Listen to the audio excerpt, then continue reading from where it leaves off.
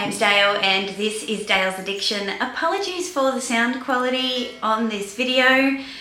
My microphone has just inexplicably stopped working and so it might be a little echoey. I'm hoping it's not.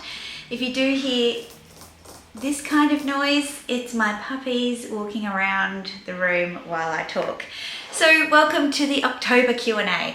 There was no September Q&A because I did Meredith's tag from Living Luxe with Meredith, which was inside the YouTube studio.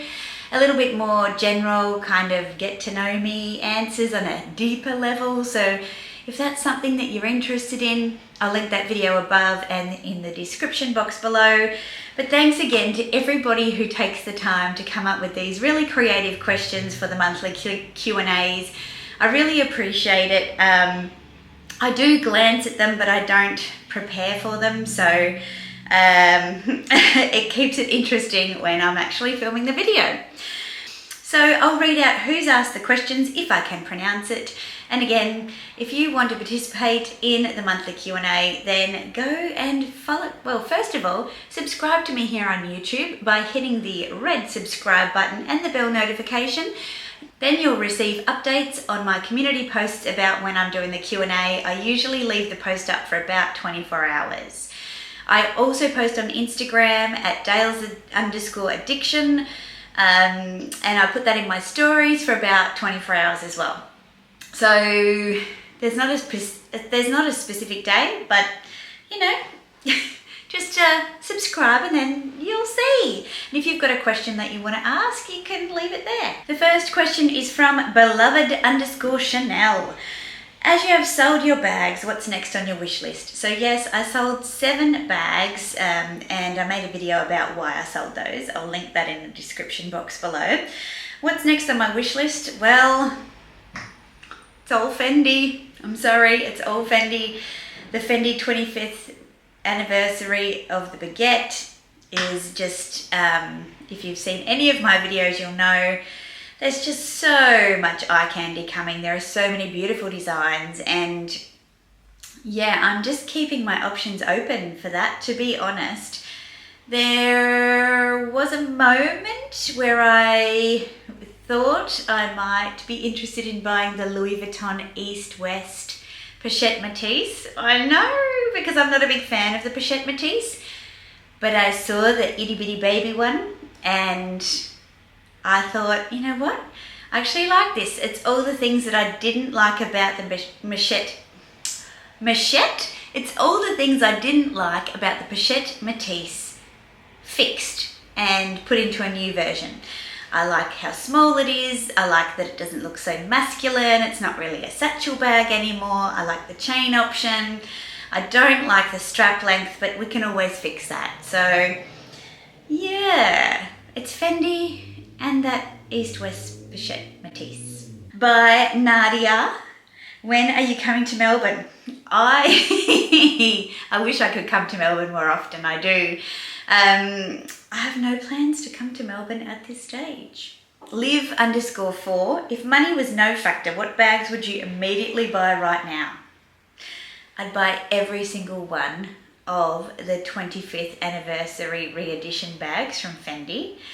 I would buy all of the sequins in the cruise collection. I'd pretty much buy all of the Fendi bags. That's what I'd buy. Yes, yes indeed I would. Liv also asks, how is your Fendi special order going? So I literally just got an update. My client advisor in Sydney was checking some CITES pieces for another friend of ours. I wonder if you can guess who. And she offered to check the whereabouts of my MTO. It looks like potentially late December. So I'm not sure if that's when it's due to arrive in Australia. And then CITES can take up to 3 months, which is where the government check over all of the authenticity and documentation relating to the exotic skin that's on the bag to make sure that it's been treated properly, that it's been sourced ethically, that it meets all of the compliance requirements. So I'm happy for that process to take a while because I still owe quite a little bit on that bag and, you know, girl's got to Watch her coins. Simone.k11. Do you need to baby your new Stella ring or have you found it to be easy wearing? So thanks for your question, Simone. She's talking about my reset engagement ring. This is the Canturi Stella, and do I have to baby it? I wouldn't say that I baby it, but there's things that I do with this ring that I didn't do with my old engagement ring. I take this ring off when I wash my hands.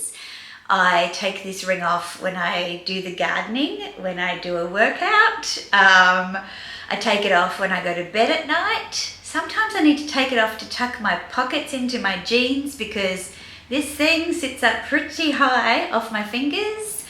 Yeah, I wouldn't say I baby it, but I am much more aware of it, whereas my other one was just like a part of me. So yeah, it's different, but oh my God, I just look at it and think, wow, isn't that stunning? Simone also asks, would you be able to make a YouTube review on your Victoria Beckham eyeliners and how to use?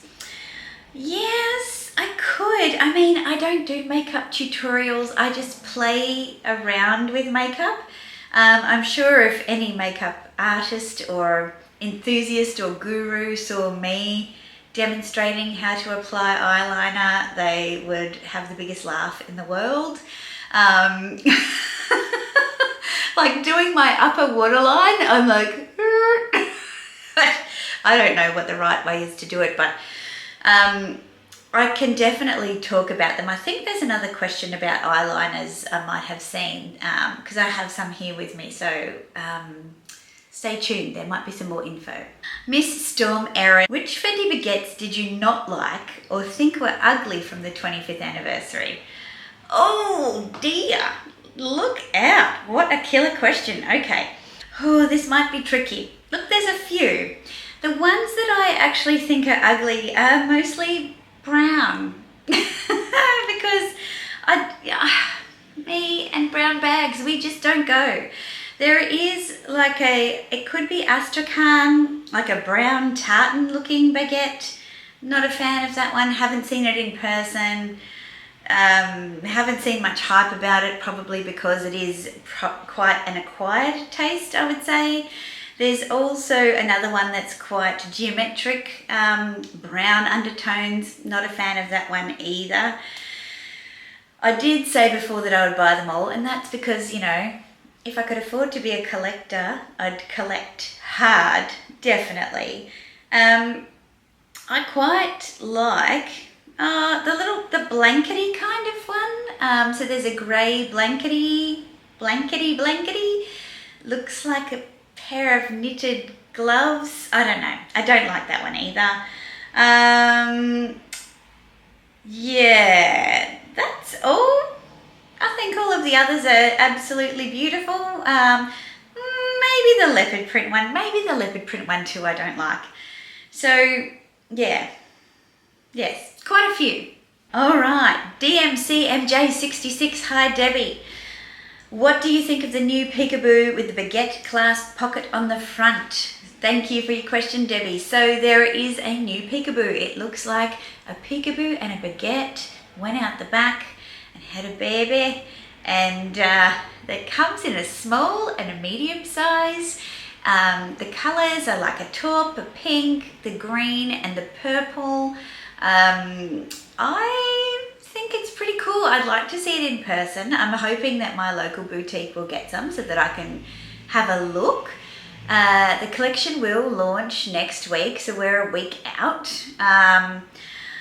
The reality of trying to see one of these limited collections and crews dropping at the same time and them coming to my boutique without being pre-sold is quite difficult. But yeah, I think they're cool. I'd like to see them in person. Wild Unfiltered, hi Deb. She's got a YouTube channel as well. I'll link her channel below. Sad to see the bags go or thrilled to see them sell so quickly? Thrilled to see them sell so quickly. I think the hardest thing about selling bags is the process of going, you know what, there are things that are redundant in my wardrobe. I just need to do the work and go through and figure out what's redundant and why, and challenge those assumptions, put them aside for a time, see if I reach for them, do the research on the pricing, film the video on the condition, decide how I'm going to sell them. Like, all of that takes so long. I think when you say let's sell, that's when you want them to go, but that's kind of the beginning of the selling process. So to see them go is fantastic. Wild Unfiltered also asks, how much do you love the mint? Alf, how much do you love the mint baguette? Well, I'm doing a bit of a streak on my Instagram at the moment, and I happen to be wearing it again today. I love it. It's just such a great neutral. I love how squishy the embossed, debossed Napa leather is. This color, a lot of people have said it complements my eyes. I think it does. It's really, really lovely. And a few people have inquired if the strap's actually a bit longer, and I think it is, because I can kind of pop it under my arm. Look, I've got to do a review on this, but I'm going to fill up my grid first before I do. I like it to be slouchy. She's full of things at the moment. But in terms of styling, this is the equivalent of a black or monogram bag for probably most people, but in colour. The Closet by Connor. Hi Connor. He's got a YouTube channel as well, which I'll link in the description. If you could take one bag or dress from Sex and the City, what would you take, excluding your purple sequin baguette? Look, in terms of iconic looks from Carrie, I would have to say the Galliano newspaper dress. I mean, not that I'd ever have the body to wear that, but I think that's iconic as a piece of fashion history. And Sarah Jessica Parker in that dress is iconic, and Carrie Bradshaw in that dress is iconic. So I think definitely that dress. The shoes that she wore when she went to, I think, break up with Big and then go and attend Miranda's labour with Brady, and Miranda's water broke on the shoes. Those pink shoes are to die for. They're beautiful, so definitely those. And then in terms of the bag, look, I love her little Eiffel Tower bag, and probably not so much now that it's all dusty with Big's cremated remains. I mean, give that thing a dry clean first, but yeah, I'd take that too. xsarah.harass.x. Baguette versus Fendi first, ideally the medium-sized first. So I don't have a medium-sized Fendi first, and I'm unlikely to buy one, Sarah, because I think they're too big. I don't like how big they are in terms of being able to carry them easily. It's definitely a shoulder bag, and I'm probably just not in a place at the moment, because never say never, where a shoulder bag is my thing. So I would definitely choose the Baguette over the medium Fendi first. Actually, if you're talking about the new midi-sized Fendi first, that's a totally different question, but you did say medium. There's a new Fendi first size out called the midi. It's in between the small and the medium. Is it necessary? I didn't ask for it, did you? Steve Jensen. Has there ever been an item you've really wanted but never managed to get it? I mean, if we're talking just luxury generally, a Louis Vuitton steamer trunk, a big one, just for decor around the house, not a coffee table. I'd put it on a big trunk stand and use it as like a console table or something like that. Yeah, I don't see that happening. So that's probably the only thing that would kind of answer that question. Nazneen0602, I admire your confidence. I'm a people pleaser and often don't put forward my opinions. Tips, question mark. Oh, wow. Fake it till you make it. I think when you're asked for your opinion, it's because, generally speaking, people want to know. And for me personally, there's been a couple of times in my life where I've been surprised by how desperate people are for honesty. and how much trust you've got to have for somebody to ask you for feedback, but really want to hear it and not just want, you know, encouragement or endorsement of their opinion. And so I have been asked to be a maid of honor for somebody that I had only known for about 18 months. Everyone else in their bridal party they'd known their whole life. And I said, I feel kind of awkward that you've chosen me to be maid of honor, because all of these women, they have known you for so long. And I'm sure they're thinking the same thing. And the bride said to me, you're the only person who will tell me the truth. And I need that. And I also need someone like you to push back against my mother-in-law to be. And I'm like, okay, like I can do that. I can do that. So I think when you want to give your opinion, you do so with the intention of helping people to understand your perspective, not to insult or criticize. Your opinion is through your lens. And so sometimes it really helps to build confidence when you give your opinion by giving some background context, you know? So like I did just now with the Fendi First in the medium, I gave context around my opinion because I thought it was a shoulder carry bag. I don't like shoulder carry bags. It's too big to carry in different ways. So therefore I would prefer something else. And I'm not at a stage where I'm carrying shoulder bags. So I gave a bit of background context and then I gave my opinion. And I think that kind of helps people see where you're coming from rather than see it as a criticism. And you also feel like you're taking people on a bit of a journey so that there are less gaps to fill in about why you feel the way you do or why you've said what you've said. Anyway, they're my tips. I hope they're helpful. Simone.k11 is back and she asks the best 2 Victoria Beckham eyeliners for green eyes.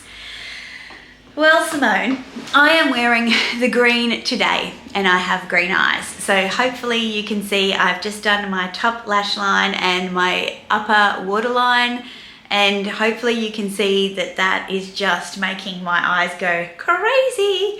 And that's the olive color. So I bought them all in here so we can have a look. So the olive, you can see, whoops. So each of these has the pencil end.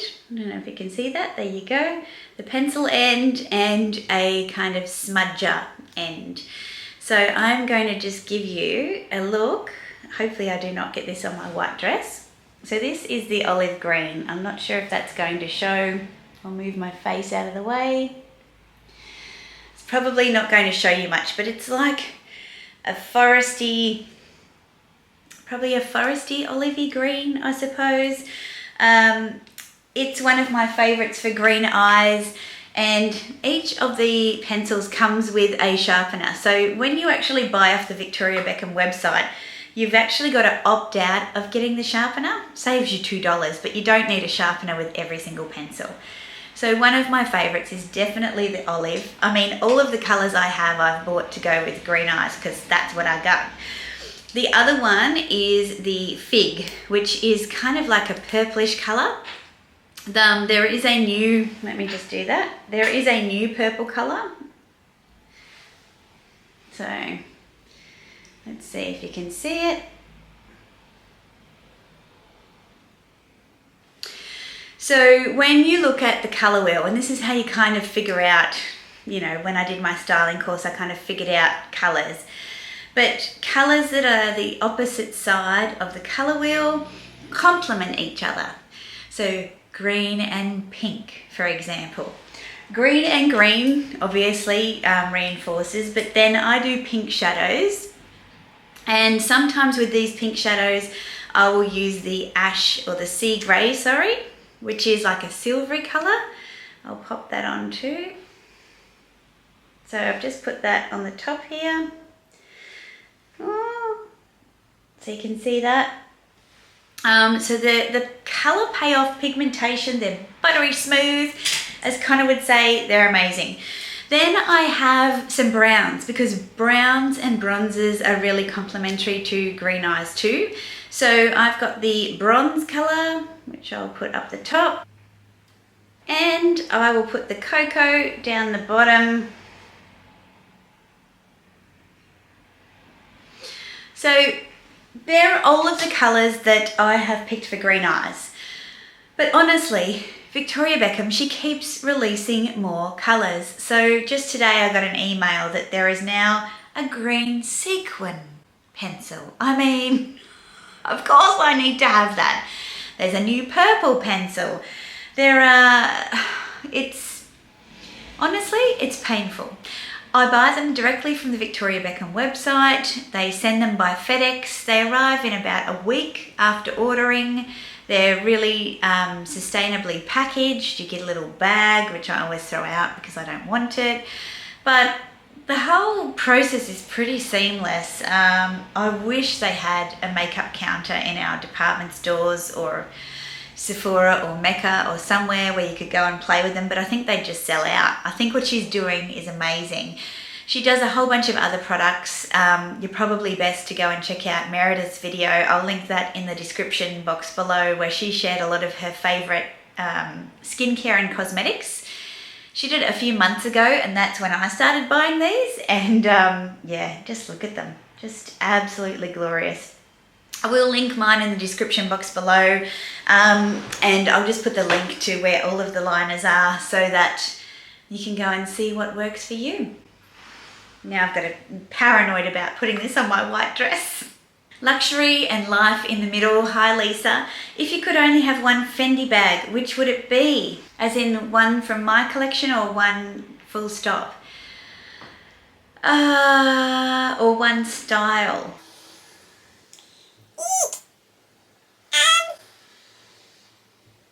That's a really hard question. Ooh, I think if I went for a style, it would be a mini peekaboo because they're just so versatile. You know, the top handle, the hand carry, that's the same thing, isn't it? Shoulder, crossbody, open, closed. You know, the little accents on the inside of the peekaboo. I mean, I love the mini, but I'm loving my small because it's got a smile. Yeah, a peekaboo, I think. I can't go into any more detail than that because that's just too hard. Too hard basket. Fendi have too many options. Lizzie C, do you plan on getting travel pouches from Dior and Fendi, etc.? Travel pouches. Do you mean like cosmetic pouches? Like my dear friend Meredith, the queen of the cosmetics pouch. It's nice to see you haven't asked me about Celine this time, Lizzie. No, I don't have any plans for travel pouches. Not at this stage. June Blue Lilac. If you could only have one, a mini or a small ICU? Small. I've looked at the petites. I haven't seen any mini ICUs in person, I don't think, but the small size is just brilliant because it smiles. And I think the more structured they become, the less saggy and slouchy, which is what I personally like about Fendi, the character of the pieces.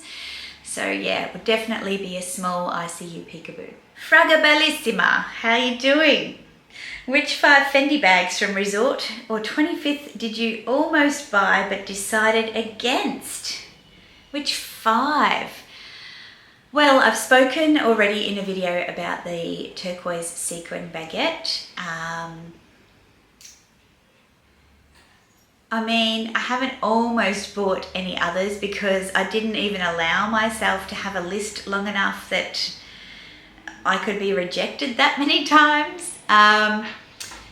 You know, if I was to say, if I had, yeah, I'd just say the turquoise sequin. I mean, it's still there, but I can't have everything. So yeah, it's probably just that one. Iconsa. Wearing prints makes me feel like a clown. What's wrong with me? You look so good wearing prints. No, you don't look like a clown. Look, thank you.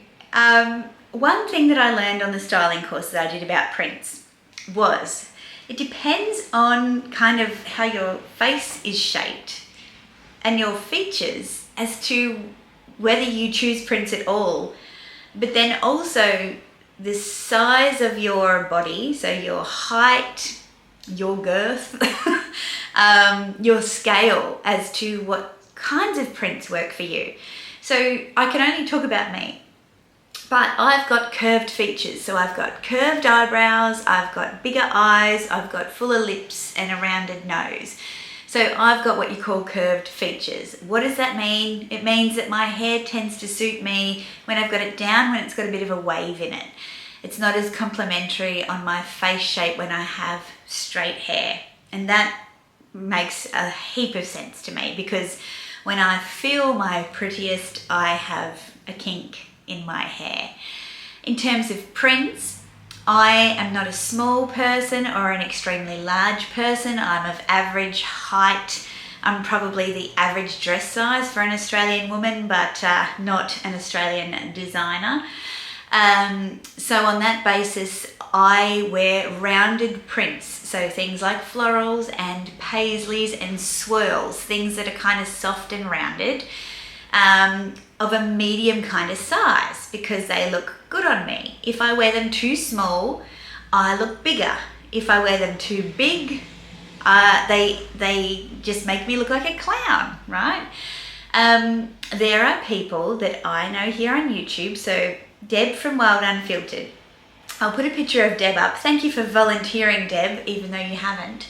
So Deb, you can see, has more straight, her eyes are more straight, her eyebrows are more straight. You can see her hair is straight, her glasses are more geometric, and her lips are kind of straight, right? So we've had this conversation. She tends not to go for prints at all. She goes for block colors, and that's pretty normal for people with those sorts of features. If anything, they might go for a print that's a stripe or something that's quite geometric. So harder edges, more clean cut, more straight. So you can be me or Deb, or you can be something in the middle where you might have a couple of curved features and a couple of straight features. Therefore, you'd be balanced. So really, you can kind of dip between the straight kind of prints or the more curved prints. But depending on how big your body is, you should decide what the scale of those prints are. So there's a fair bit involved in it, but I hope that kind of puts a little bit of meaning around the prints that I choose. And obviously I choose them in colors that I think, you know, work for me as well. Elizabeth Duffy 34. Hi Dale, did you ever buy luxury collars for the puppies? I know you were tempted. I have not. I have not. I feel like we definitely could do it. I mean, I did have a look at the Fendi ones. They're so small. And the Louis Vuitton ones, they're actually really, really small. And my dogs wear their collars quite loose because they rarely go for walks. They just run around with each other in the yard. Yes, we take them for walks, but they don't need walks for exercise. It's more for just exploring. So yeah, we have their collars quite loose. They're just there in the odd case that, you know, somebody finds them somewhere they shouldn't be. But yeah, I'm still interested for sure. Lexi_STL. I would love to hear your opinion on Bulgari and Alaya bags. Have you ever looked into these? Not seriously. So the Alaya tote that Vivian Connolly used to have with the laser cut and the kind of rivet design, I thought that was really beautiful. Really different and unique. I quite like that, but I haven't really looked further at their range with the Bulgari bags. I've looked at them a few times. They're very, very structured, and that's what turns me off. I'm not really one for heavily structured bags unless they're hard-sided. I love that Bulgari does a lot of galusha, so stingray. They do it really beautifully. I love the Bulgari serpenti clasps. There's a lot of things I love about Bulgari, but there's a couple of things that stop me from buying it, and it's really that really structured shape. And even the kind of puffy padded cabochon bags, they're not really for me either. Belinda_LW. Is there anything that your new Fendi doesn't go with? That is a great question. Not in my wardrobe. When I did the unboxing of this video, when I did the unboxing of this bag, this was the first time I'd gone through my Instagram feed and seen that this bag color would go with everything on my Instagram feed. And that's the real value of doing outfit of the day photos. Is I'd been through the styling program. I know what colors are most complementary for me. All of those colors go with each other, and this bag goes with all of them. And that's the first time I've bought a bag that was really quite informed, because, you know, if you haven't seen that video, I'll link it above and down below, but I went through a little bit of an ethical dilemma in purchasing the bag. And this was, and also the timing with regard to the drop of the 25th anniversary. So I was kind of like, oh, should I, shouldn't I? And looking at the bag in comparison to my outfits it kind of sealed the deal. It was a lay down misère. It was like, it's too good to be true. It goes with everything. So in my wardrobe, everything. Liv_4. Mum's going to London, Scotland, possibly Paris next May. Should I get her to buy my bags over there? Yes. Yes, you should. They are a lot cheaper over there. I mean, cheap is relative, but they are a lot cheaper. Brenda.lee.1231. Did I miss an update on your Fendi MTO? No, you haven't. There hasn't been one, Brenda. Don't worry. As soon as I hear, you guys will know. It'll be all over the thumbnail. We're looking at late December. Carolina.des. How do you think your style / choice in bags has changed since the start of your channel? I have morphed more into who I've always been. I just now have the confidence to do it. So I used to buy quite hyped bags. I have sold all of those. I buy the bags that I love. I find that the people who watch my channel love the fact that I buy the bags that I love. It doesn't mean that they love them or would buy them for themselves, but they like, you guys like to see different things, like to see the fact that I not only buy them, but I wear them. And I think that gives me even more inspiration to keep playing around with my wardrobe as well, and kind of moving closer and closer towards what my style is. And on this channel, I discovered, you know, that I love things to be done but undone. I like them to be a little unfinished, a little untidy, a little misplaced, a little out of sorts. And just being able to say that out loud. And then when I look at an outfit and think, something's not right here, it's usually because it's too polished. So yeah, I feel like I've been able to finesse it and become more confident in who I am, and just rock what I want to rock and not worry about resale and what everyone else thinks. Living_fash. Dale, you've always been unique in your taste, because that is why I love your channel. Oh, thank you so much. That's really sweet, thank you. _Ann Jane. Second question, how have you been styling your fringe while it's growing out? At the moment, it's just kind of pulled back. It's probably, in hindsight, getting a fringe cut going into our humid summer with a third La Nina weather pattern was not a great idea. I do love wearing it out, but probably second day hair, not freshly washed, because it's too fluffy and I don't like it being fluffy and neat. I think the fringe looks better with my hair a longer length, so I'll keep cutting it, but now it's long enough where I can kind of like just pull it back, and like it's still there, right, but it just kind of holds its own. So yeah, I think I should have done it going into winter, not coming into summer. And here's the first question by _Ann Jane. What are your go-to colours for each season? They're pretty much the same colours each season. So I have found like nothing, this is kind of controversial. I don't believe that you have to wear brown in fall and autumn and black and navy in winter and florals in spring and pastel colours and bright colours in summer. I think that's all rubbish. And for me, I went out of my way to buy a white winter coat because then that gives me a real lightness in my winter looks. I will wear pastel sweaters and I will wear pastel handbags, and in the winter time I like to lighten things. I feel like the colours that I wear throughout the year are the same.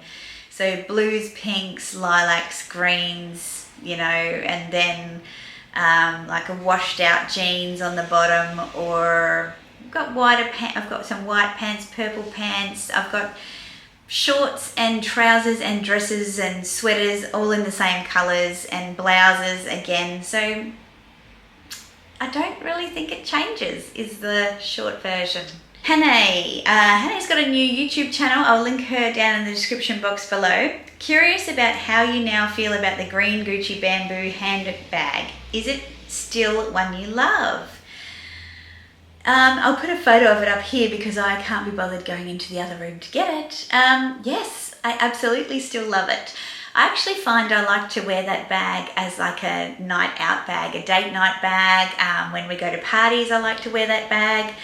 I don't feel scared about using it. I think it's a really fun and whimsy kind of bag. People always comment on it when I wear it. So yeah, I still absolutely love it. Geraldine J. Vance. Hi Geraldine. If you could have lunch with any of the luxury designers now past, who would it be? Oh, do I have to just pick one?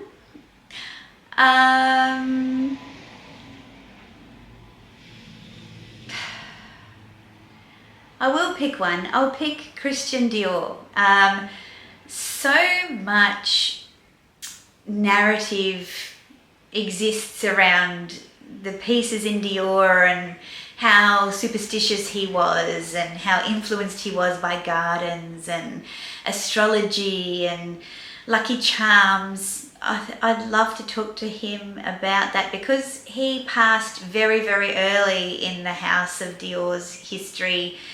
A lot of it has kind of been, I suppose, you know, dreamed up, inspired by, recreated by the creative directors of the house. I'd like to know I'd like to ask him how much of Dior today kind of aligns with what his creative vision for Dior was when he started the label. All right, now we're on to our YouTube questions. Kaylee Carroll.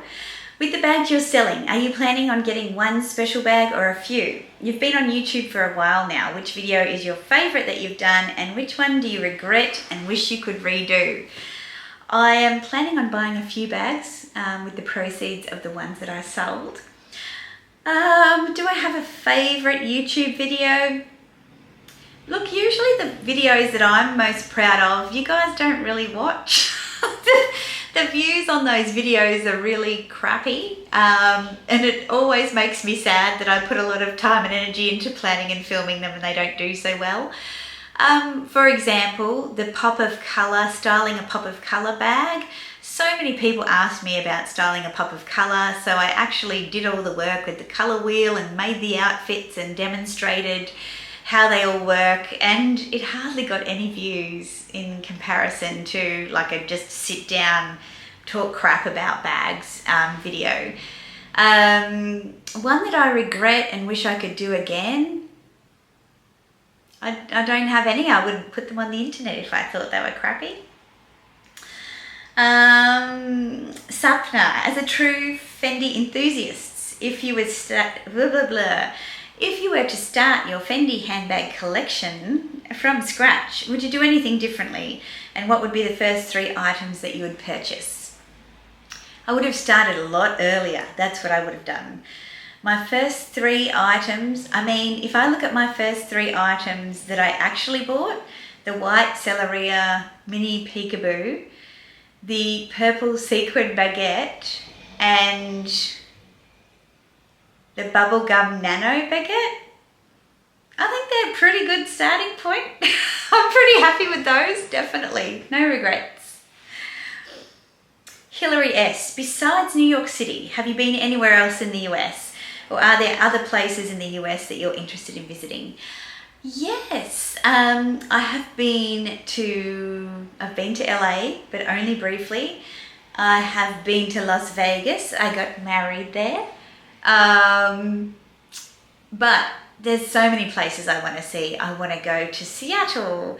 I want to go to Washington, DC. I want to go to Montana. I want to go and drive up the coast of California through Monterey, and then I want to go down to Palm Springs. I want to see the Joshua trees. I want to see the big trees, whatever they're called. Those ones, you know, the ones.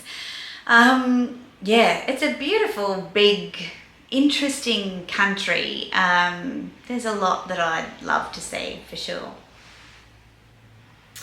Hillary also asks, how did you meet your husband? That's a secret. Okay, now this username is just name, or N-A-M-E. It's several questions. Thank you for these questions. Have you listened to any good podcasts lately?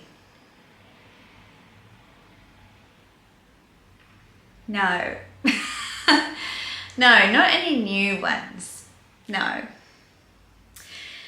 Did the pandemic teach you anything about yourself you may not have otherwise learned? For example, I learned that I love working remotely so much that now I do it permanently. And pre-COVID, I wouldn't have dreamt of it. Yeah, I think the pandemic taught me about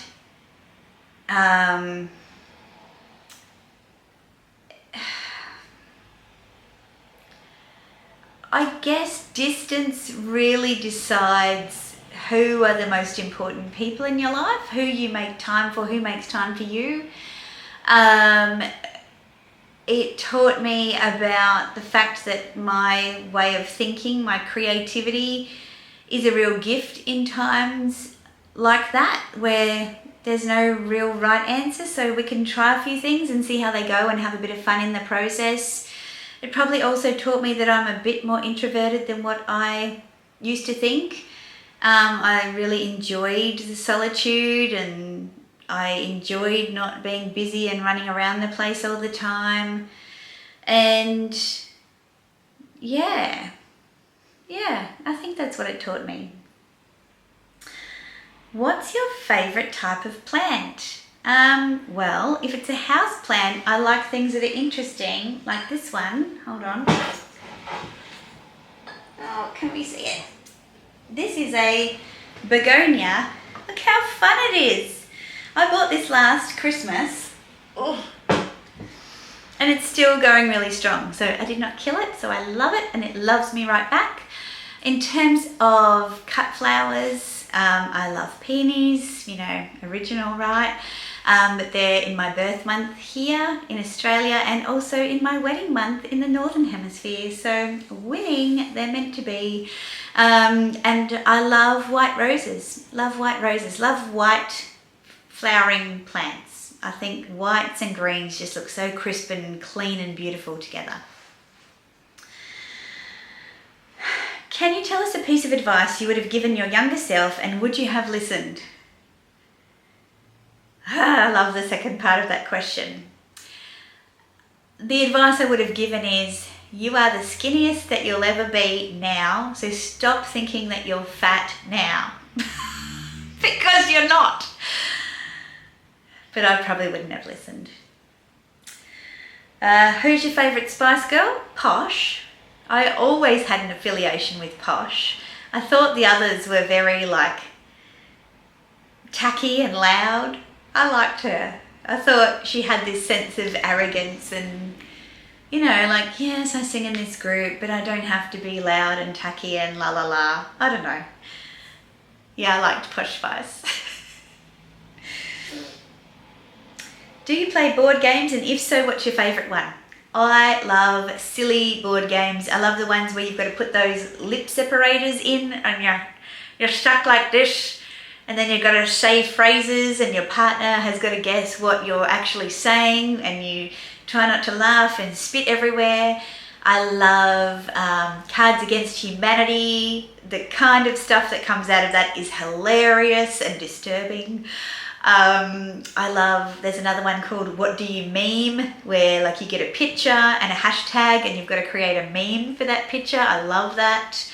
And the old-fashioned ones, you know, Connect 4 and Trouble, I like those ones too. They're easy, everyone knows how to play them, and yeah, they can be quite competitive.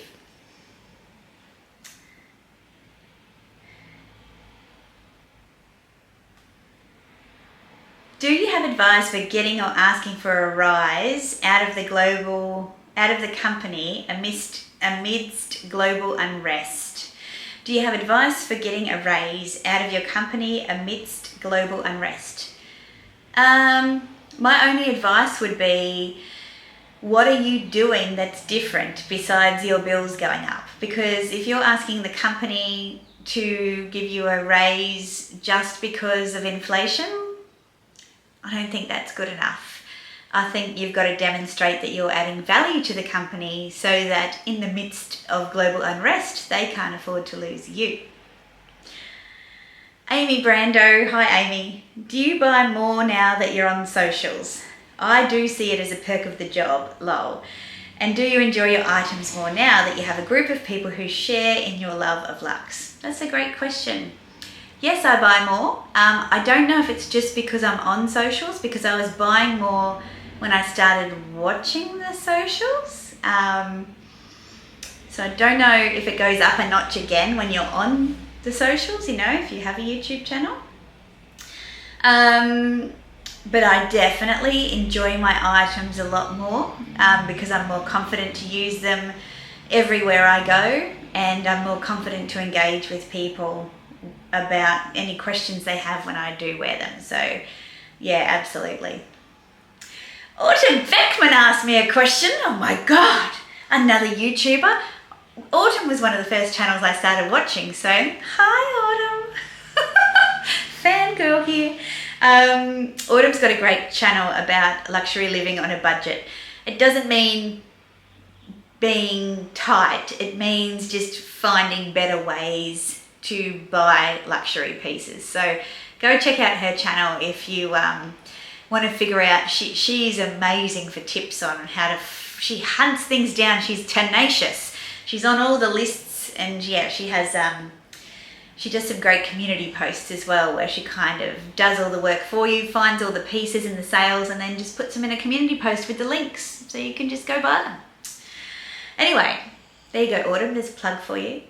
You buy interesting and unusual seasonal bags that most people are afraid to purchase at those price points because they think they won't get enough use from them. Oh, hold on. You've been happy with most of those purchases, but... And then I've cut off the comment. I'm thinking that it might be like, do I have any regrets or something? So yes, I do buy seasonal, expensive seasonal bags at high price points. My deal wicker bag, you know, it's an $8,000 bag. I bought a mink Fendi first, which is about the same. I have a sequin baguette, and I'm getting another one that are, you know, around the 6 mark. I have an embroidered baguette.